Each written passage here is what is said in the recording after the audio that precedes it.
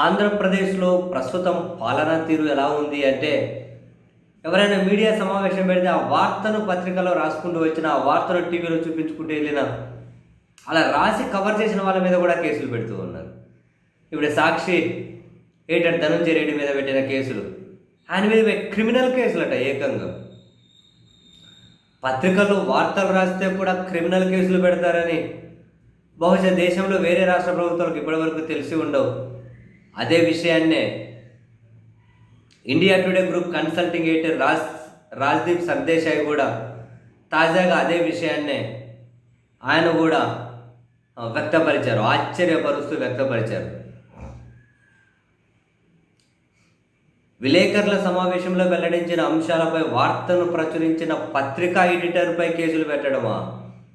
నా జర్నలిజం ఎక్స్పీరియన్స్లో నేను ఎక్కడా చూడలేదన్నారు ఆయన. చాలా క్లియర్గా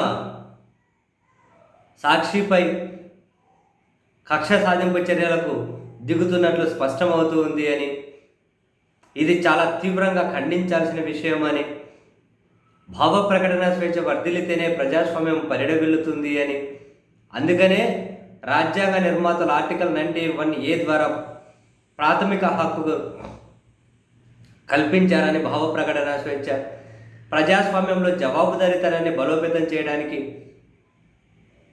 భావ ప్రకటన స్వేచ్ఛ ఎంతో కీలకమని, ఎక్కడానే దేశంలో ఎక్కడా కూడా పెట్టని విధంగా పత్రికల మీద, ఎడిటర్ల మీద ఆంధ్రప్రదేశ్లో కేసులు నమోదు చేస్తూ ఉన్నారు అని,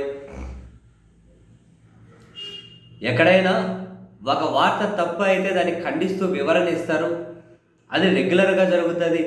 అంతకుమించి ఎవరైనా కనుక ఫస్ట్ ఖండించి వివరణతో సంతృప్తి చెందకపోతే నెక్స్ట్ సివిల్ కోర్టులో పరువు నష్టం దావా వేస్తారు.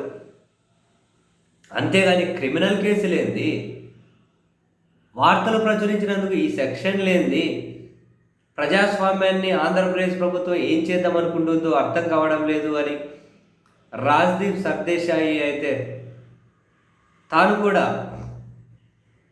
ఏపీలో జరుగుతున్నటువంటి ప్రజాస్వామ్యం మీద దాడిగా దీన్ని అభివర్ణించారు. ఇది పత్రికా స్వేచ్ఛ మీద దాడి కంటే కూడా ప్రజాస్వామ్యం మీద దాడి ఇది, ఇటువంటి వాళ్ళు చేయకూడదు అని చెప్పి రాజ్దీప్ సర్దేశాయ్ అయితే తీవ్రంగా ఆక్షేపించారు ఆంధ్రప్రదేశ్లో ప్రభుత్వ వ్యవహార శైలిని.